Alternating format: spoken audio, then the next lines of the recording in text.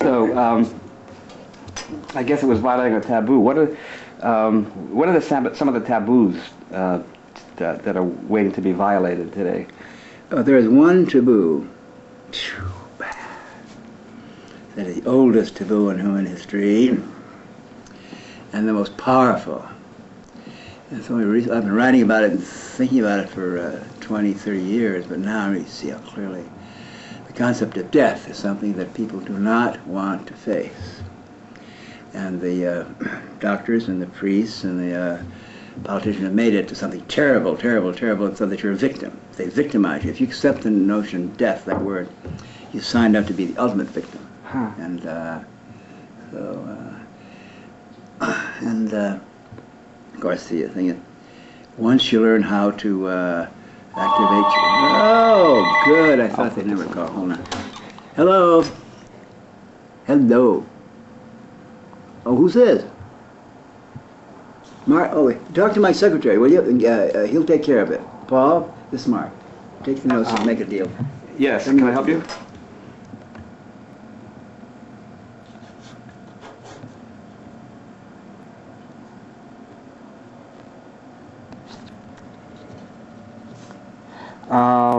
Okay, well, I'm in the middle of, Tim is being interviewed right now, so can I take your number and have his assistant call you back? Or send a fax, Yeah, or send a fax, actually. Might be the best. 276. 276. 2633. 2633. Yeah, and say what it's about. Okay, thank you. Bye-bye. Huh. Don't you do that. Oh. Don't. The two magic words to say to people who call like that. I remember SAG and after. Can't you write? See, it's not SAG or after. It's true. Oh, yeah, right. Hello. Hello. Oh man, yeah. You got some messages and. Well, because death is such a taboo, is that why you announced publicly that you have inoperable prostate cancer? I mean, you know, your friends knew it, but I have been planning this for like 20 years. Remember SMILE? Sure. Space migration, intelligence with life extension. Right. Yeah, life extension. So that, and I've been, of course, I'm a total follower of Socrates. Who was one of the greatest counterculture comic philosophers in history, and he took the hemlock. Remember that? Right. Yeah, Hello.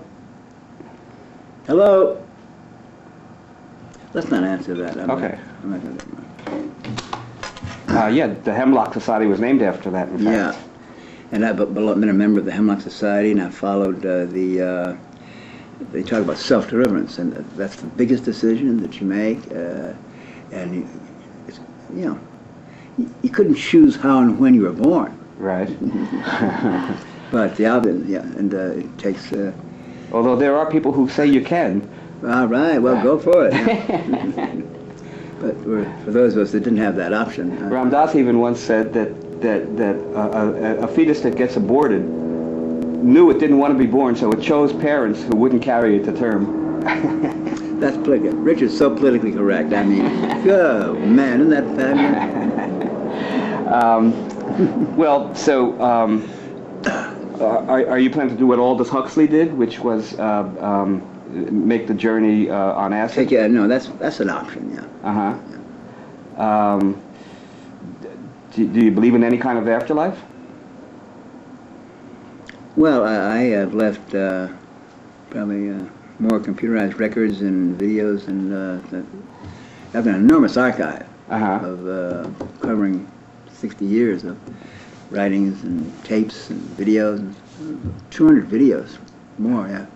So it's all being stored away, so yeah.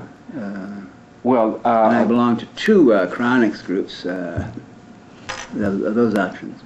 Well, by afterlife, I guess I meant you're not the products of your consciousness so much as your consciousness itself. You know. Oh, and here we have my consciousness and the products. Oh, you don't How are you separate going to them? know about the products unless I express them? Huh? Well, that's true. If the um, well, I mean, obviously there are some people who believe in the standard heaven and hell and purgatory. I'm assuming that you don't believe in that kind of afterlife. Well, they're useful metaphors. Most people are in purgatory now, huh? Occasionally you have a pop at heaven. Uh-huh. No, they're not. That's not a bad metaphor. Uh-huh. Well, what about hell? Of course, we realize that hell is totally self-induced. Uh-huh. Yeah. On Earth, you mean? Well, wherever you are. Oh, on Mars. If you had a self, you can do it in space if you want, I guess. So that you, well, By the even way, what do you think about that? Do you believe in life after death and all that? no, What's your theory now? that you just disappear and are eaten by worms, the Wait, thing, no, you have a choice of being eaten by worms or barbecued like that, or you can be frozen. Don't you want to be frozen? Oh, See, you don't have, you have another option now. You don't have to be eaten by worms. well, You don't have to be microwaved. Like that. I'm going to leave some drops of my blood, which has my DNA in a lot of places, frozen. And I've got, I mean, leave half my head with them and half, I don't know, work that out. But why not try all these things? Not that I care, Paul, believe me. I have no desperate desire to come back, to planet Earth. I think that I have lived in one of the, most incredibly funny, interesting adventurous. lives. Yeah, and so I'm fascinated to see what's going to happen in the next steps. But no, I have no desire to come back. And I think that, of course, being a scientist, what most non-scientists don't realize is in science, you learn more from the mistakes. If you say that the taller you are, the bigger, fatter you are, like that, or like that. Yeah, that's true, but there are places here, the curve goes like that, but there are people that are off the curve.